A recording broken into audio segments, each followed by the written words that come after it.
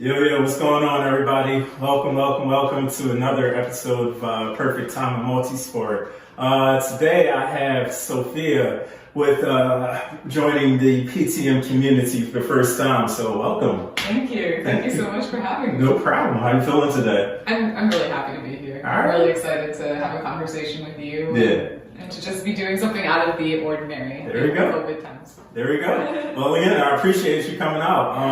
I don't remember when I actually met Sophia. It was a few years ago, actually before she joined the DC Tri Club Elite Team, which we'll talk about throughout the day.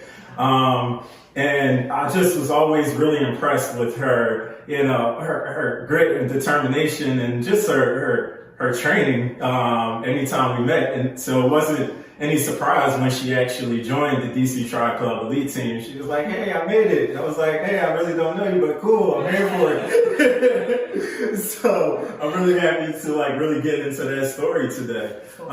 So as we get into that, can you just tell us a little bit about you, where you're from? Let's start with that. Cool. Yeah, so my name is Sophia. I'm originally from Brookings, South Dakota in the Midwest. And I went to school in Wisconsin. I studied politics and government and national security studies, which is cool. And then I moved here in Washington, D.C. In 2014. So nice. I've been here for the last 5 years. Okay. Which is crazy. Cool. So what is that? So is your family originally from South Dakota or? Yeah, so my family is from around the globe, which is kind of cool. My parents are still in Brookings, but my father's side is back in Greece, and my mother's side is in Malaysia. So it's cool to have relatives in 2 different parts of the world too. Yeah, that is cool. So do you really get a chance to go visit them or? I'm lucky enough to have the opportunity to still have family there to visit and to still be able to go. I have been to Greece, up in the northern area is where my grandfather and my aunt and uncle live. And just a couple of years ago I came back from this awesome Asian trip where I spent time in Malaysia with my family. My mother's side, I have a grandmother there, an aunt and an uncle there, and a couple of cousins. That's cool. So yeah, it's a really good thing. Yeah. And I know you like to travel a lot, so just to have family all over the country is pretty cool. Yeah. I love that. Yeah. So thinking about athletics, since we're here and we're perfect time in Multisport, right? Is your family, do you come from an athletic background? What's that like? That's a really good question. I actually don't really come from an athletic background. Right. For most of my time as a child and as a teenager, I was actually a dancer. That was something that my mom just really wanted. So she enrolled my sister and I in dance classes. So I've been a classically trained ballerina. And I started dancing when I was 3 and kind of wrapped it up actually after high school. Got into more academics and different things like that in college. But we're not too athletically inclined, but we're still a beautiful, wonderful family. It's okay. So when did you begin your athletic journey? So my athletic journey started when I was about a sophomore in college. I was going back to my hometown in Brookings for what seems like the billionth time to work as a lifeguard, and I found myself being really unhappy. And, I was in college and I had all these friends in Wisconsin, and I was back at home with my parents. And, I love my parents, I love Brookings, but you know how it is. So I decided to put my effort towards something different. I wanted to lose weight. I was kind of tired of how I felt in my body, and I'd been the way that I had been for a long period of time, and I thought, maybe I should just start running to the pool. I'd been biking to the pool, it was a short commute, whatever. And so I started running, started paying attention to how I ate, and realized that I'm a lifeguard, I can swim. I know how to ride my bike, and now I'm kind of a runner, dare I say it. I tucked it in the back of my head, but I was like, I think maybe I'll do a triathlon. All right. Yeah. Cool. And that's how the journey began, I guess. I love it. Yeah. So taking a step back, where did you go to school again? I went to school in Ripon College in Ripon, Wisconsin. So it's just a small little private school. And my graduation class was 142 people. Oh wow! Yeah, that is a really small graduating class. Hey, that works though. Yeah.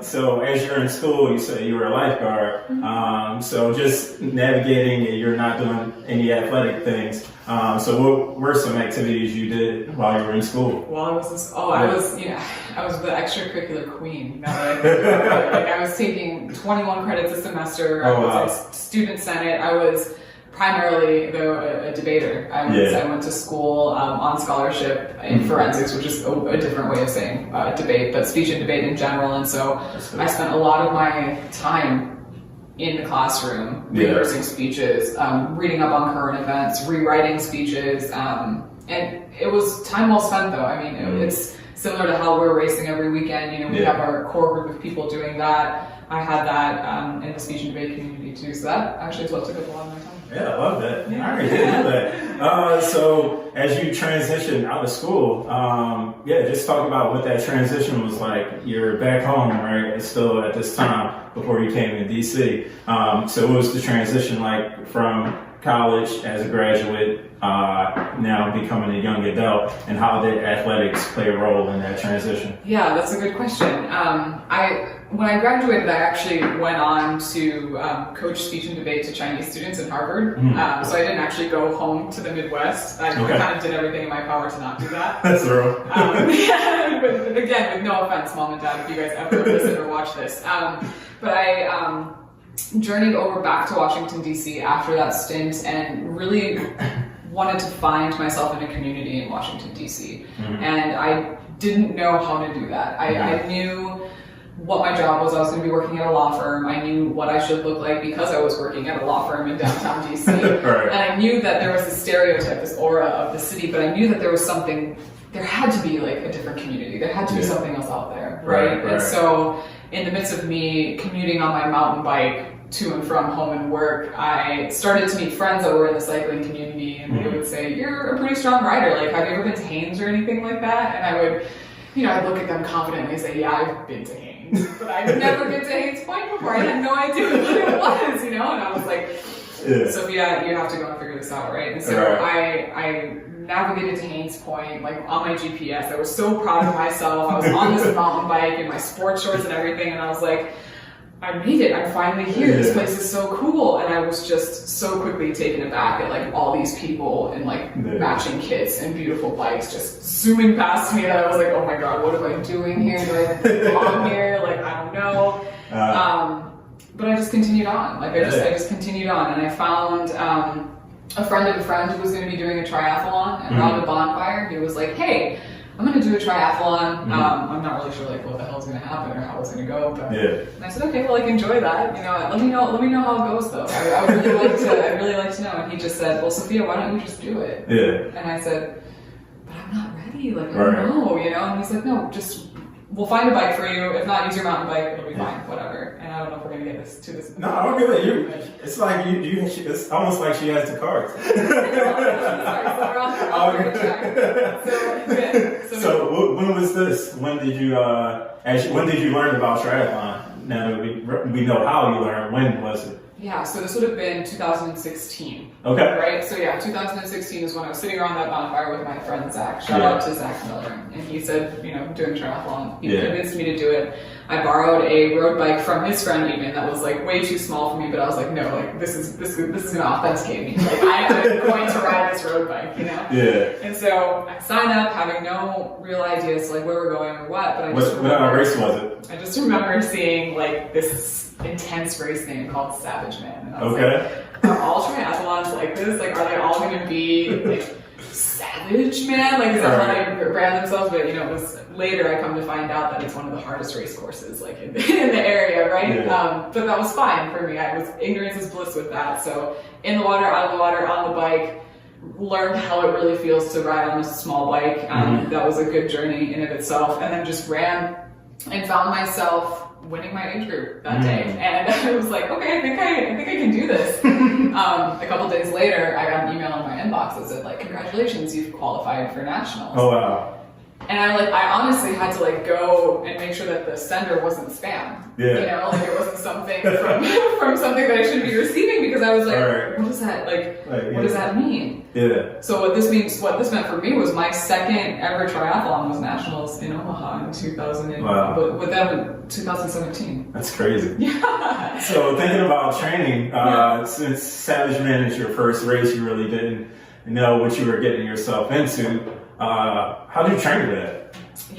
That's a really great question. I remember deliberately running longer than I usually had and running harder than I usually had, because you know, I was naive to think that an elevation map didn't matter, but I was like, okay, like rolling hills, that's fine. You know, I'll just run up a couple of hills, this, that, and the other. A lot of hill repeats. a lot of hill repeats. And then on the bike too, you know, my mountain bike, I swear, every time I tell this story, it gets heavier and heavier. So it's a 100-pound mountain bike now. And I told myself, you know, okay, this is fine. Like, this is good training in itself. The road bike is going to be much lighter, so that's going to work. And swimming, I was like, well, I'll just get through it. Yeah. That's kind of how swimming has always been for me. But it's okay, we're getting a lot better. But there was no real, like, commitment to training with it, to be honest with you. It was just like, I want to do it to complete it. And that was the biggest goal at that time, was to realize, like, okay, I have the capability of doing this. And it just ended up going really, really well. Hey, I mean, you won your age group, qualified for nationals the following year, so it seems like it went really well. But knowing what you know now, what are some things you wish you knew going into it? And as a follow-up to that question, what are some things you would tell a newcomer, not only to the sport of triathlon, but somebody that can even be in triathlon like me? I want to do Savage Man at some time. So what would you tell me for my first time going into Savage Man? For you, first, I'd be so excited. Because I think the hype of doing something so difficult really is meaningful once you like are really working towards it in the heart. You know, you are important, but I want to start out with the newcomers, right? For people who are just triathlon. I like at so many points in my like community time of like going to triathlons, I've always had to stop, close my eyes, and take like 2 or 3 deep breaths to realize, like, okay, this is where I'm at. I am in the moment, I'm in this place, this is beautiful. You know, I would always examine the outside world first, right? Like, look at the trees, look at the water. Then I would look at the individuals, everyone's like packing their little things together. And I would have to let the moment sink in, right? Not only the environment that I'm in, the people that I'm with, but also how I'm feeling. So my first thing when you go to your first triathlon ever is just kind of close your eyes and take 3 deep breaths. Because everyone else is in the same boat that you're in, and everyone's super excited and super nervous. And everyone's willing to help you out. Like I remember my tire went flat and my valve was almost as short as my rim, and I just couldn't get that dang air pump onto the valve. And I was just sitting there almost in tears, and someone was like, "Can I get that for you?" And I was like, "Yes, please." And you know, it didn't even take a second for him to get it on, but he, without any question, just like helped me out with it. So awesome. Community, right? For those who are going into a triathlon or starting the triathlon journey first, like leaning in on your community is awesome, and listening and looking at the environment in which you're in really calms nerves, because I'm sure it's really nerve-wracking for your first triathlon. For you and Savage Man, though, man, you go and pre-ride the bike course. That was my favorite thing about Savage Man, is it actually took me out of my comfort zone, rented a car, went to Deep Creek Lake, Maryland, knew that I wouldn't have service on my phone, knew that my GPS wouldn't work, so I loaded Savage Man route onto my Garmin for the first time in my life. Like, all these firsts. As someone who was like, you know, didn't really realize that she was capable of doing anything like that. You know, so I pre-rode the course, and by the end of the course, I remember like putting my hands up in the air, being like so pumped for myself, and saying like, "Yeah, you did it!" And I got back to the car, and I was just so excited and so proud of myself. So don't forget to be proud of yourself too while you do these things. But pre-ride the bike course, that's my #1 recommendation for if you want to do Savage Man someday. And then celebrate the small wins, right? Celebrate the small wins. There we go. That's right. So you go into it, you win your age group, and you say you qualify for nationals. So what's that experience like? Now you're in Wisconsin, and your sister is in that area, right? Yeah. Okay. So it was actually in nationals were in Omaha, Nebraska. Okay, I'm sorry. You're good, no worries. And Zoe lived in Lincoln, which is about 45 minutes away. Oh, wow. So it was actually extra special for me because I had just kind of found my groove in a new activity, and my family could be there to see me do it, and that really meant a lot to me. They were in the hotel room, and my mom gave me this like little bag, and you know, I thought, what is this? You know, we're not very like gifty. And I whipped out what was in the bag, and she had made shirts that said Team Kaounas on them. And I just cried right there on the spot. I couldn't believe it. Like my mom, my dad, and my sister all were going to be wearing these shirts. I had one in a different color, and it was fantastic being able to have my family there watching me excel in something, yet be still kind of like new and green at, and they would try and calm me in ways as well as they could, because they were naive to the sport as well. All the while I'm like pointing out different bikes and different price point values, and my dad's just like walking away. He's like, we can't. But it was a really good experience. I knew that I wasn't going for a trophy. I knew that I wasn't going for like the fastest time in the world, just the experience, and that was really valuable in itself. Like finishing middle of the pack at nationals was the best thing that I've one of the best things that I've accomplished so far. Yeah, I mean, a lot of people don't make it, so kudos to you for making it there. Yeah. So, but a lot of people don't, but you did it. So that puts you at like this elite status. So can you talk about your transition from now being a first-time triathlete to now your second race being in nationals, and now you go into DC Tri Club Elite Team as well as District Taco.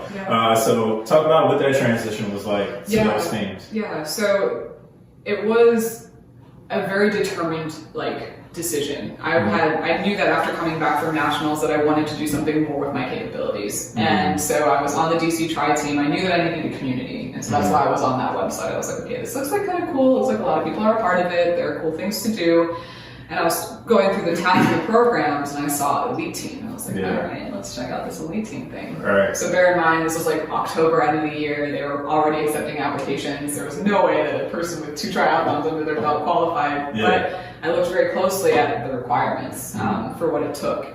And so that following season, I committed myself to doing triathlons almost every weekend, to training extremely hard, to volunteering in my community and doing the best they could to also bring others into the sport as well. And I kind of built a race resume from there. Yeah. And it was with the intention of hopefully being able to join and apply for the elite team. And so the time came and I was able to check all the boxes that I thought were necessary, and I spent probably more time on the questions that they ask you than is my personal statement for college. But it was so good for me because I spent that whole year working towards something, and I was surprised and happy that I had gotten in.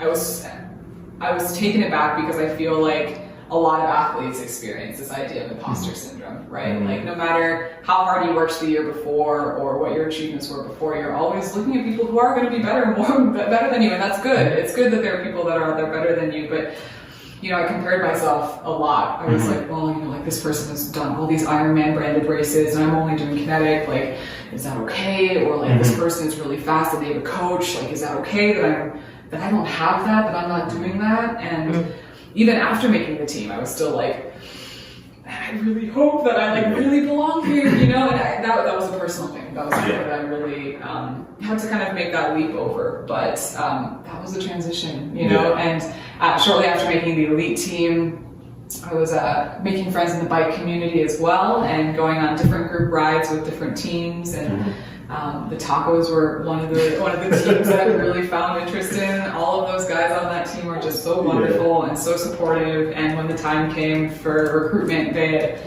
just shot me an email and asked if I'd be interested. And I was like, I'm actually more than interested. I wouldn't even do it just for the tacos, but it's a very nice added bonus. But so that's how the whole thing came about. I love it. So you joined DC Tri Club Elite Team in 2018? Yes. Okay. Yes. And how about District Taco? 2018 too. Okay. No, last year. Last year. Okay. Sorry, guys. Yeah, last year was my first year racing with District Taco. Okay. Excuse me. So, what's your experience been like with those teams? You talked about this imposter syndrome. We'll definitely come back to that in a bit. But as from a training perspective, what's your experience been like? It's been fun training the bike. It makes it easy when you're part of the cycling team. Yeah. Okay. But the training picked up. I was super excited to start both a cycling season and a triathlon season under the names of these two teams. I remember going to my first triathlon. It was an absolute success. The best part was the next day on that Sunday, I was on a team ride with District Taco. And I was actually smiling because I had done this Olympic distance triathlon, done extremely well, and my legs didn't even feel like it had done a triathlon the day before. Yeah. So I was smiling for the whole ride, and I was so happy. And then everything kind of stopped because I broke my collarbone on that group ride. Oh. And I remember when it happened, everything they say happens in slow motion. It does. Yeah. You get up. I was a little starry-eyed, and I did one of these, and I felt a pop, and I was like, all right, no, it's not broken. It's fine. It's not broken. But then the adrenaline wears off, and you feel different things down there, and you're like, this isn't right. So yeah, that's kind of where everything ended for me in 2019. I was in a sling for 2.5 months, just for 24/7. You know, fresh off of the accident, I couldn't really, the only way I could sit was like in a 90-degree angle with my cast, because I also had some like muscle issues in my back that lasted for a few weeks, but you know, it was all fine. After it was all said and done, I was in a sling for so long because I didn't require surgery. My collarbone kind of broke like this. It didn't shatter or twist or anything like that, so there was no need for metal plating or screws. So, which sounds great, you know, like you don't want to go under the needle, you don't want to have like foreign objects in your body, I guess, but that also meant a longer healing process. You know, I've known so many cyclists. If you ask a cyclist about their injuries, be prepared to have a cup of coffee with them. I've learned that they could recover so fast if they had the surgery, and people were pushing me, go see someone else, see if there's a second opinion, whatnot, and it was like, okay, well, we concluded we don't need surgery, so we won't get surgery. And so that was hard. I mean, watching the first part of my like triathlon season be like so successful and so exciting, to then not being able to do anything. Gosh. And so what's the recovery process been like for you? Yeah, so the recovery process last year was extremely difficult. I would be so down in the dumps, and there were so many people in my circle from my teams that would be messaging me saying like, hey, head up, like keep it up, like let us know how you're doing, keep in touch. And I appreciate all of those that supported me throughout that journey, both on my team, my family, and my boyfriend Jake. Thank you, because I'm sure that it was difficult. But it was equally difficult for me, right? I went from being able to swim, bike, and run to reading a book on the metro, which I never took, and I would get seasick because I can't read and on a moving thing anyways, and so I would just get bummed. So it took a little bit to pull myself out of that.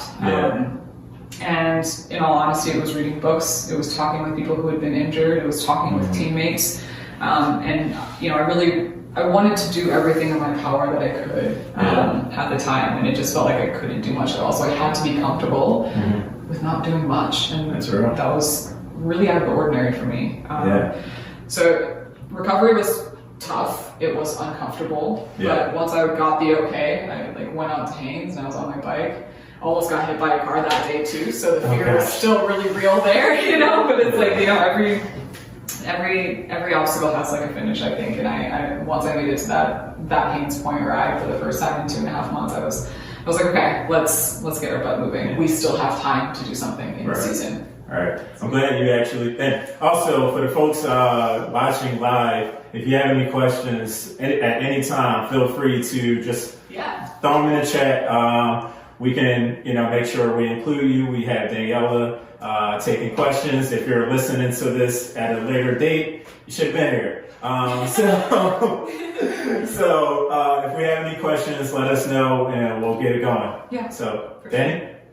So, hi everyone. We have a question from Burning Blue JB3. Cool. When is your next scheduled race, and how are you training for it during the pandemic?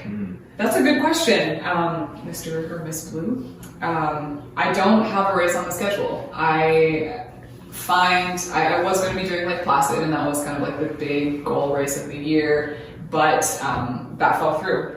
It's postponed or it's canceled for the year, right? Yes. Mike and I were going to head out and do that, but unfortunately we can't do that anymore. And so training looks a little different these days, and it comes at a good time too, because training is no longer to, you know, get my ass up the hill as soon as possible or run as fast as I can. Training is like, okay, like let me hop on my bike and like let me go and explore places while also like at a good rate and getting a good workout. But it's different now, and it's a good lens to look through, I honestly think. But technically, I guess there is a race. Rock and Roll half marathon and marathon was rescheduled to November, I think, November 14th or something. So that I technically am running a half marathon in November, but the new goal is Placid 2021. Yeah, all right, I like it. Yeah.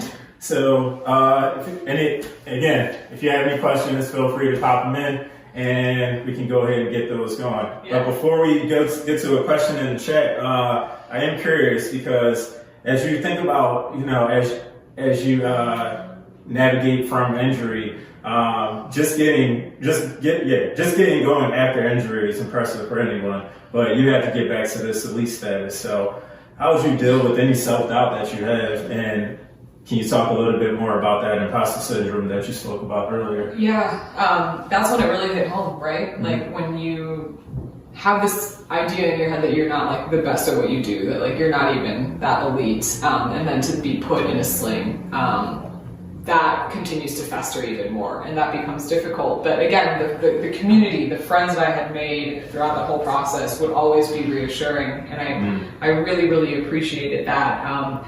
But it made my desire to be successful at the end of the season, or like to find at least one race I could maybe recover for, like all the more important to me, right? And so what I chose to do in order to have like a light at the end of the tunnel, something to look forward to, is I signed up for the the Savage Man Challenge, which is 3 races in 3 days. So the first day is a swim run, which I choose to forget about. Saturday is then an Olympic distance triathlon, and then Sunday is the half Ironman distance. And I knew that it was going to be kind of crazy. I knew that it was going to be hard. I knew that it was going to, I was going to suffer a lot just because I had lost, 2.5 months of training. But for me, success at that time looked so different. And I was so pleased with the results. I think I ended up coming up 4th. I guess that's inaccurate. I don't know what I came in overall. I know that I beat a pro in the bike segment of Savage Man, which was like super awesome and such a great bonus. And I won my age group that day too. But being able just to be with the community that I was racing with was awesome. And I don't remember the other questions that you asked me. I hope I answered them. So we talked about the self-doubt piece, but the imposter syndrome, I know you talked about that a little earlier. So how was that? How was navigating through that imposter syndrome after you recovered? What was that like for you? That's a good question that I haven't reflected too much on, but it almost went away. Okay. It didn't become a worry as much anymore. It just, again, success looked different. Success and happiness were found in different ways. They weren't connected anymore. You know what I mean? Like I didn't have to get first to be the happiest in the world. I was just a lot more happy. So I will have to reflect on that a little bit more, and I'd love to have another conversation about it later on. But there was no real like light bulb moment where imposter syndrome is cured, because it's that's tough. It never is like that, But it's how you look at what you're able to achieve and the circumstances that you're given. So, And one last question, because I know we do have a question in the chat, but as we were thinking about the mental health piece, so you seem to enjoy some of the most complex training in races, and it definitely says a lot more about your mental fortitude than it does your physical ability. So can you tell us a little bit about that journey of how you navigate through of mental fortitude?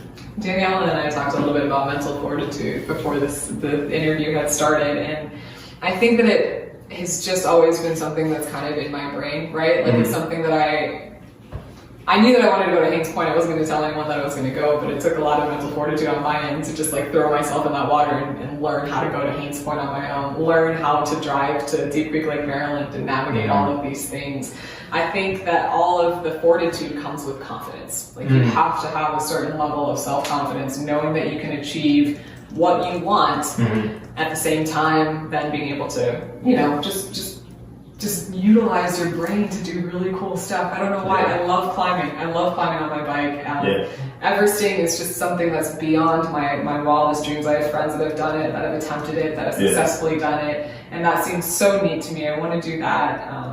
For the folks that don't know, can you talk about what that is? Yeah, Everesting is just taking your bike, and Everest is 29,000 some odd feet tall, or meters tall, excuse me, and you successfully climb that amount on your bike. And I know people who have taken 18 hours to do it, people who have set records to do it, but imagine just kind of going up and down the same hill over and over again, especially in this area. There aren't a lot of places, but bottom line is that the mental fortitude comes with self-confidence, right? Mm-hmm. It comes with knowing what you enjoy and recognizing that enjoyment and really trying to fulfill it.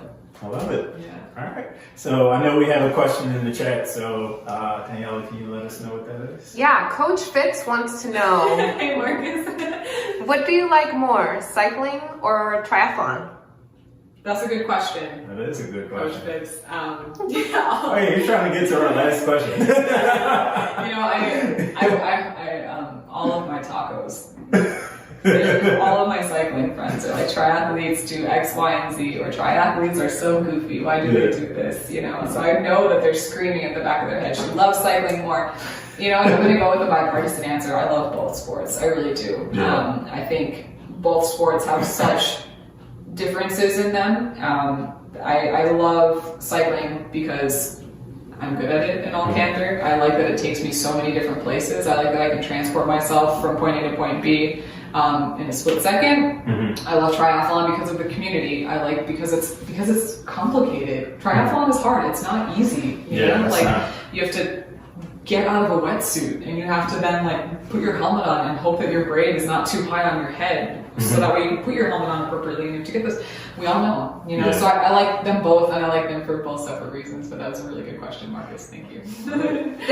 Another question? There's a quick follow-up, high socks or ankle socks, and then Jason Streeter submitted a question as well that I'll hold on for later. All right. Oh dear, so for the longest time, I will say ankle socks were all I did, sometimes even no socks, but I am on the high socks team now, so I'm sorry to all the triathletes. I love high socks. I love high socks now. I don't know what it took. Yeah, I don't even know what you meant by sorry to all the triathletes. I do not like to be in anything but high socks, even in races. Yeah. I will take 10 seconds in my transition time to put high socks on. Yeah. I'm sorry. That's funny. That's a good question. Thank you.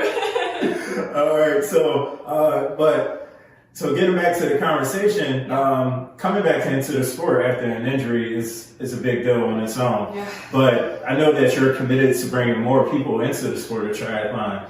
So can you talk a little bit about how you tackled that initiative? Yeah, that initiative had a lot to do with kind of my volunteer efforts when I was first trying to be on the elite team. So I think that we have such a great platform with Perfect Humming Multisports, with other groups in the triathlon community that are doing such a great job at reaching out and making sure that the sport is accessible. Mm-hmm. And I was picking my brain as to how I could make it even more accessible. What is a group of individuals that do not even think about this sport? And I found a group called Achilles International, and they have a Washington DC chapter, and it's not a triathlon-based organization, but it is a running-based organization. And what Achilles is a opportunity for sighted people to guide blind athletes through races. So they've done anything from Cherry Blossom 10 miler to Potomac River Runners 5Ks to the New York Marathon and the Boston Marathon and all of that. So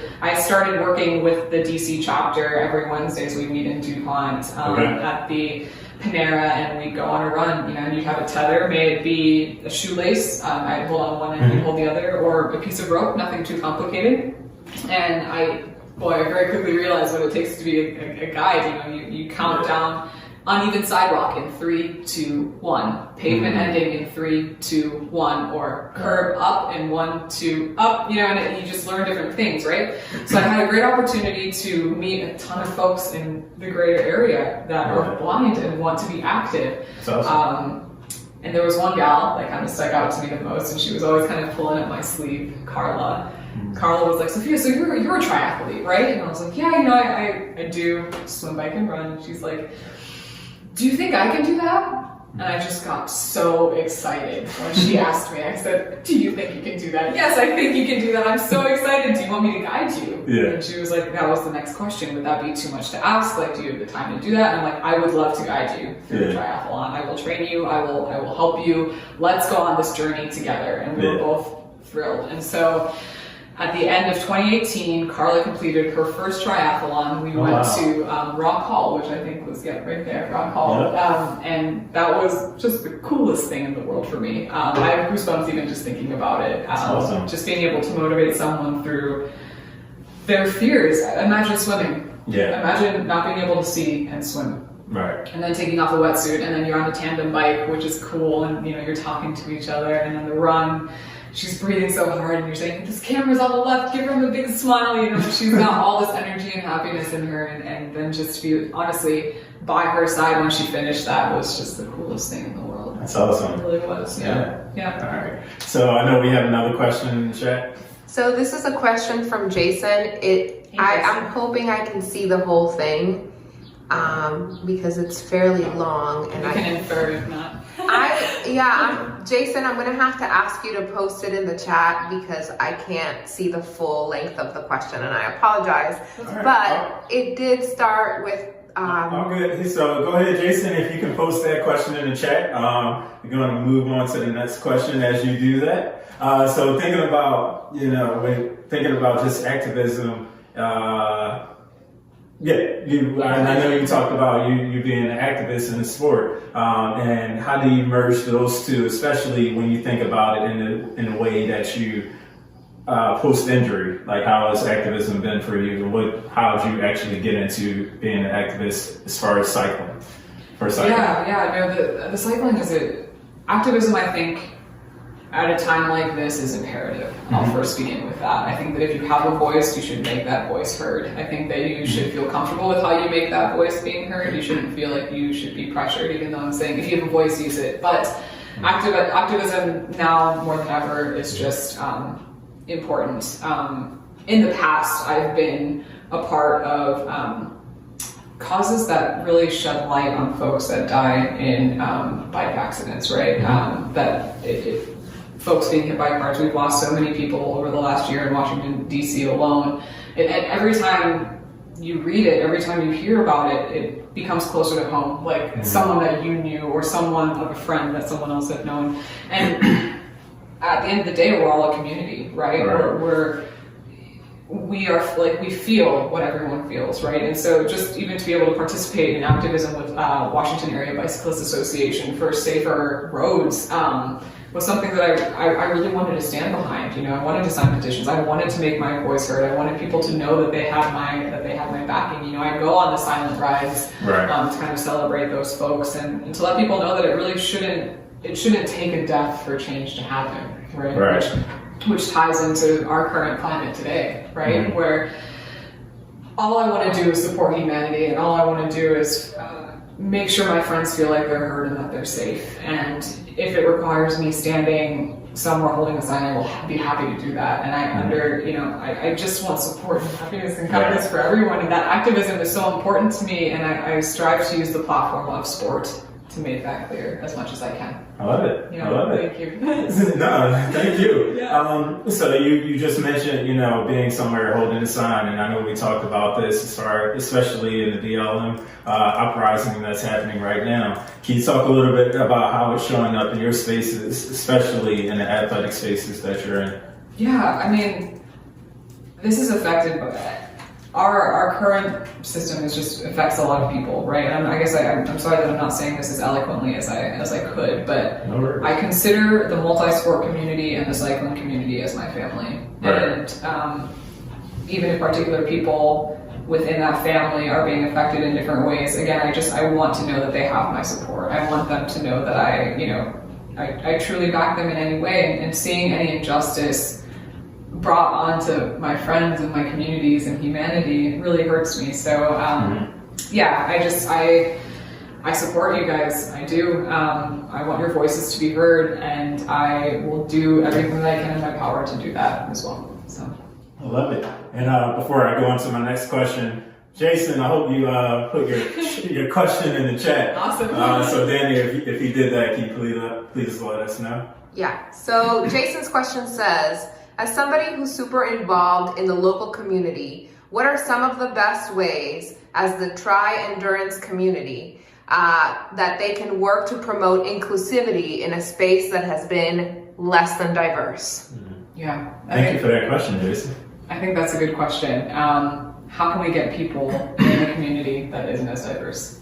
I think it all starts with getting the word out. I think that it starts with erasing a stigma surrounded by a multi-sport community as well. I remember thinking, you know, I was telling you I had to be on a road bike in order to feel real about triathlon. I had to, and thankfully I've had a lot of people along the way help me. They've lent me bikes that I can use to train. I used to actually ride the felt that I'm staring at. You guys can't see it, but I'm surrounded by beautiful bikes right now.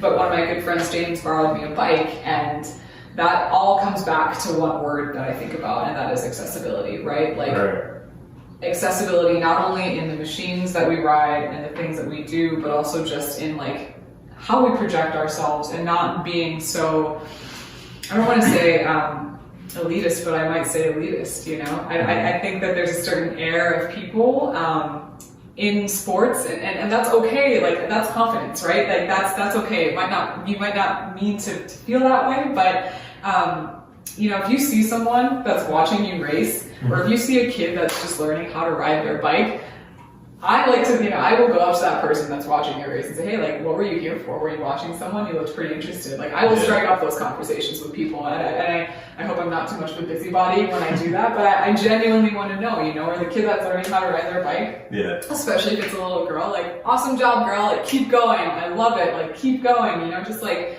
this level of encouragement and inclusivity, making it known that you don't have to have like the coolest things, you don't need to know anyone or anything. I am willing to connect you with those resources, and that I find so much joy in that. I've had people drop into my DMs asking me about the tri team, the cycling team, asking me how I got to and from, and I will just sit on my computer. Actually, I'll ask, hey, can you send me an email, because I would love to tell you my story, and I'll sit on my computer for the next hour, just kind of articulating things and letting people know that there is no like clean cut way of introducing yourself to a sport. You've done the hardest part, and that is asking the question of how to do it. And I'm so proud of you for that. Like, let's get you more involved. So I love that. Yeah. I love that. Yeah. And I'm happy that, you know, we're creating this space so people can come on and share those stories, and we can actually put that on a podcast so folks can listen to it. So when we think about making sure it's accessible, like, this is step one, right? Anybody can listen to this podcast. Anybody can watch this video. You don't have to pay anything, and you can get the resources that you need. And I want to make sure we're bringing people in the community to help tell their personal stories, so you can figure out how to get involved. And if you want to learn more about their personal journey, again, slide into their DM, send them an email. Seriously, no, thank you for doing that. Thank you for doing this podcast and creating that environment for athletes and future athletes, because it's really awesome. The time that you dedicate, and Danny, the time that you dedicate, both of you, awesome. Thank you for doing that. Yes, it's a lot. No, it's worth it. It's reaching ears. It's reaching ears. I appreciate it. So you mentioned, you know, the elitist status a lot, and then we also mentioned how being in the community is so important. So can you talk a little bit about how is DC Tri Club, the elite team, as well as District Taco, District Taco, like what is their community impact, and how are they actually going out and supporting folks that are trying to get into the sport? Yeah, so I'll start with the cycling team. Every Tuesday, sans pandemic, we have a Taco Tuesday ride where we get folks from all over the city that will like hear from Trek, one of our sponsors, that this ride is happening. They'll meet us at the shop, and we just meet different, stronger riders all the time. You know, it's fun. You don't even have to be strong. You just meet riders there, and that's wonderful. District Taco is active in the community. We sponsor folks. We're actually part of the protests by handing folks food during the time in which like people were famished, which was awesome. That's awesome. And you know, there are always folks out there that say you can be doing more, but I am proud of what District Taco has done, both in the community and just in various different ways. I really stand behind the team. As far as the triathlon club goes, the club itself has some amazing programs, of which you are also a part of and have even graduated from, as I understand, like the new triathlete program. Did you do the half or the full? When I started triathlons, it was before I moved to DC, so I only coached I coached the program, not only coached the program, but I coached the new triathlete program for DC triathlon. And that program is really, really neat. Mike, as a coach, you know, but it just introduces folks to a very regimented, good program that have coaches and even us on the elite team, we're liaisons and serve as liaisons to folks and mentor folks throughout that process as well, which enhances, getting people involved in the multi-sport community. And I know District District Tri team is always out there rooting for people doing like marathons and stuff too. Yeah. There's always like a fun, portion of people that are rooting us on, and I really appreciated that too. But I really love both of the teams that I'm on. There we go. Love it. Yeah. See, we have another question in the chat. And again, if you're listening to this, you're like, what is he talking about? Again, should have been here every Sunday at 6 p.m. We do a live recording. There will be a time where we're not able to do a recording, but we will let you know that. Otherwise, make sure you check out Perfect Time Multisport on Instagram to see when we have our live recordings. But for now, let's hear the question in the chat. Jason wants to know if you could ride with one pro, who would it be? Notice this time the question's shorter. No, this is kind of the question shorter. If I could ride with one pro, I would go to, I'm going to go to the multi-sport community for this one, because I think Lucy Charles is one of the most phenomenal athletes on the planet as far as multi-sport and really any sport is concerned. I mean, I won't go that far, but Lucy Charles, I would love to ride a bike with her and see like what's in her head when she's riding her bike.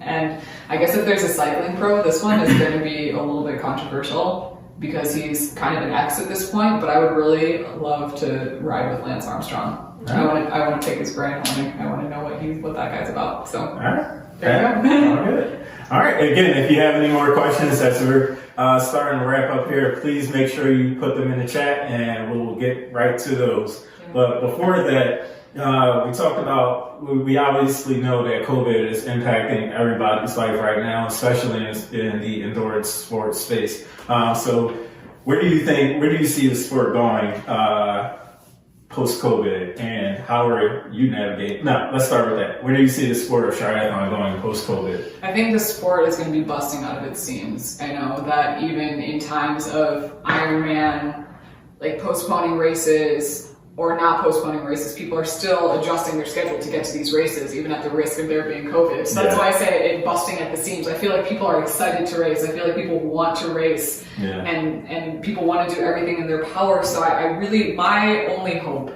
throughout this whole process up until we can start racing again is that our race directors, Kinetic Multisports, Rev3, I hope that you guys are doing okay. I think in the meantime, be engaged in the virtual options of all of these races, support your communities that are hosting these races, because I know everyone's losing revenue left and right, but we won't be able to participate unless we keep these folks afloat, right? So I think that it's going to be busting at the seams. Are you asking also if like the sport is going to change? No. Yeah, I think transition's going to be crazy. If you imagine like a COVID-safe transition space, I don't know, but I don't want to get into that. Hey, we have the time, so if you got thoughts, let us know. I just have no idea how it's going to go. Like if you think about like maintaining it, it's just going to be crazy. Yeah, that's all. So how are you navigating through this space? I know I was at Haynes Point, and you mentioned that a few times. I was at Haynes Point yesterday. You're out training. Like, what's really keeping you motivated through this time?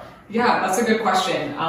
What's keeping me motivated is actually health, is making sure that I still am healthy, that I'm still strong, that I still know how to ride my bike. In fact, this week has just been dedicated to my tri bike. I often default to my road bike. It's fun, it's fast, it's cool. But just making sure that my back doesn't hurt right when I get back on the bike again. So it's strength maintenance, and it's making sure that my body can still do the things that I would like it to.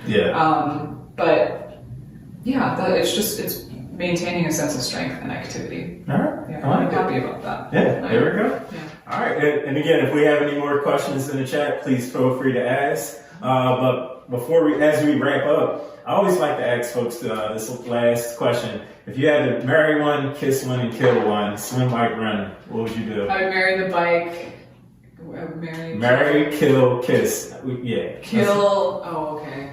I would kill swimming. Like before I broke my collarbone, I was so pumped because I had like strained my Achilles tendons in the Marine Corps Marathon, so all I was doing was swimming, and I felt like such a strong swimmer. I was actually working with the master's program for DC Tri, super strong. And then I broke my collarbone. So all of my progress with my swimming kind of went to the dust. So I would kill swimming. And then I guess I would kiss running because I do have a really love-hate relationship with it. Yeah. I don't encourage toxic relationships by any means. But if I had to kiss one, it would be running. If you had to kill one, it would be running. If I had to if you had to kiss one. Yeah, if I had to kiss one, it's kill. running, kill, swimming. Love Sorry, it. swimming. All right, cool. So I know we have another question in chat, so Danny, can we please hear that? Eva wants to know. Hey. Yeah. Eva says, "Hi, Sophie. What are your main goals in cycling and triathlon?" That's a good question, Eva. Thank you for asking that. Eva also actually just recently, sorry if I'm disclosing too much, Eva, but she recently had a little bit of an injury, but she's healing up just fine now, and I'm really proud of her for that too. She just went on a swim today, I think I saw on Instagram, so atta girl, I'm really, really proud of you. Kudos to you. Yeah. As far as goals are concerned, within cycling, cycling is based in categories. So you start as a Cat 5 cyclist, and then you're considered a pro if you're like Cat 1. Mm-hmm. I am a Category 4, and I would love to be a Category 3 by like mid-season next year, so I can race with some really good racers within the community. Kind of moving my way up from there is an enjoyable experience, but I really can't wait to race with folks that are really, really going to challenge me. And as far as triathlon goes, Ironman. I really, really, really was looking forward to Ironman Lake Placid. I had a goal in mind, I had paces in mind, and that still rings true. So my overall goal is just to really do well at Ironman Lake Placid 2021. And of course, kill a couple half irons on the way there. So, yeah. All right. I love it. Yeah. I love it. Yeah. All right. Well, we're getting the notice that time is wrapping up. Yeah. So again, I really appreciate you taking the time to come out. This has been a great conversation. Again, everybody that tuned in live, appreciate you for tuning in. If you weren't able to catch this live and you're looking at it on YouTube later, I appreciate you for checking out. If you're like, what is he talking about? Make sure you check out our YouTube channel at Perfect Timing Multisport. Make sure you follow us on Instagram at Perfect Timing Multisport. I am getting a notification that we have a question in the chat. Thank you for all the questions, guys. So thank you for all the questions. Yeah. So Danny, can you please let us know before we wrap up here? So my dear Kelly wants to know, Hey, Kelly. can you tell us more about the categories of bike racing? Sure, yeah. So when you start and you get your license from USAC, which is the USA Cycling Community, you are automatically a Cat 5 racer, which means that you've never raced in your life. You're lining up with folks that have never done a race either. And that is really super exciting, but also nerve-wracking at the same time. Mm-hmm. There are a lot of people that show up and, there are rules that you have to follow, like no headphones, so you like take those headphones out and hide them before you even knew that you had them.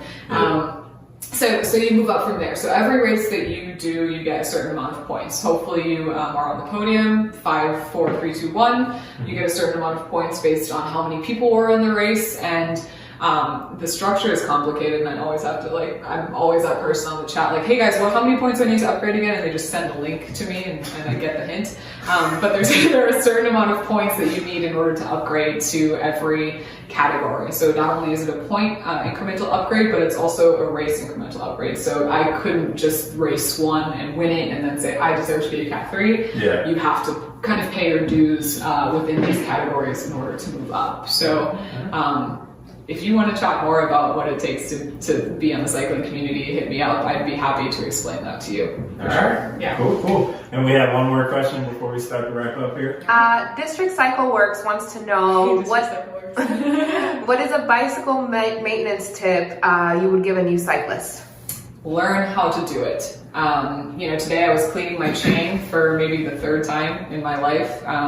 My partner, thankfully, thank you, Jake, for maintaining my bike for me, has long done it for me. And it was this year, actually, I'll be candid, this year I learned how to change a flat for the first time. I'm 28 years old. I've been riding a bike for 3 years, like professionally or however you want to say it. And I just learned how to change a flat. So my biggest suggestion to someone who's just starting out in the cycling community, don't hesitate to learn about the machine that you're riding, because at the end of the day, it's just you and the bike. You know, you want to know how that stuff works. And again, I'm very premature. I'm very premature in my understanding of the machines that I ride, but I'm so proud of myself for being able to change a flat, and it's so silly, but it takes a second, right? So don't hesitate to ask questions. Know that you do need to maintain your bike, and that you should know how it works. And if you ever need to learn how to change a flat, come over. I have a pet rabbit. You can look at the rabbit, you can pet the rabbit, and you can pet the dog too that I have, and we can learn how to change a flat if you want, and it'll be great. But yeah, there are also people that are willing to help you. I know District Cycle Works has a lot of great people that work for them. All the cycling shops here in the area are super supportive, and we couldn't be anywhere we are without them. So don't hesitate, don't be nervous. Ask the questions that you want to ask. I actually changed my flat tire for the first time 2 weeks ago. Yay! See? Did that feel good? Were you like pumped about it? I feel like I've done it in the past, but I did it and I had so much time. But this time I was like ready to go for a ride. I was like, crap, I don't have time to like procrastinate, and I had to figure this out. And it went well. Good. I didn't have to pull up the YouTube video, and like I just did it. Didn't have to pay somebody $20. Yeah, exactly. I'm really proud of you for that. Thank you. Yeah. Well, again, as we wrap up, again, thank you for joining us. If you all want to follow along again, Perfect Time on Multisport. If you're looking on Instagram, you know where to find us. If you're not, if you're on our YouTube channel, make sure you come over and check us out on Instagram. If you're on Instagram, check out our YouTube channel and check out all the different platforms that we're on. If you're not on the podcast, make sure you subscribe, Apple, Spotify, wherever you get your podcasts. That's how you find us. So if folks want to continue this conversation and connect with you, how would they find you? You guys can find me on Instagram. Kaounas is my Instagram, which you guys I think have linked in like the announcements and stuff like that. You can find me on Facebook, of course. My email is first name period last name @gmail.com. And I also have a Elite Team bio that's available on the DC Tri website as well. I should have all of my information. So thank you so much for having me again. I know I already articulated this, but what you guys are doing is really awesome, and thank you so much for the accessibility of all of this too. No problem. Again, if you want to continue the conversation, you have the ways to connect with us. But before we wrap up, we definitely have to make sure we thank our partners for continuing to support us. So Urban Athletic Club here in Shaw, DC, we have our bi-weekly workouts, so come check it out. Really accessible to anybody in the community. We have our bikes on Saturday and our runs every other Sunday. Shout out again to District Cycle Works. Really great folks here in the DC community.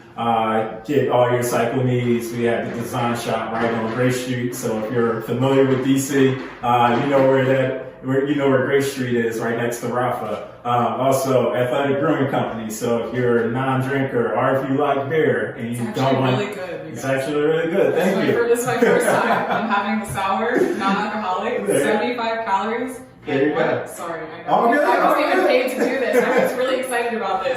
13 grams of carbs. I'm gonna go online and get some of this. Honestly, it's good. There you go. Make sure you use the discount code Mike Ship 20. Get 20% off. Free delivery. Cool. But and then last, Philly Bike Expo. So that's the yearly expo in Philly. Again, you know I'm from Philly. If you don't, you'll hear plenty of time. So really great resource. Make sure you check out all of those folks. And then we have. I think there's one more question. What's up? I think there's one more question. Right now. Are you on Zwift? I'm not on Zwift. That's a really good question. That's a good question and a quick answer. There we go. And then, so again, appreciate everybody. Look forward to connecting later. All right. Peace, y'all. Bye, guys. Thank you so much for listening.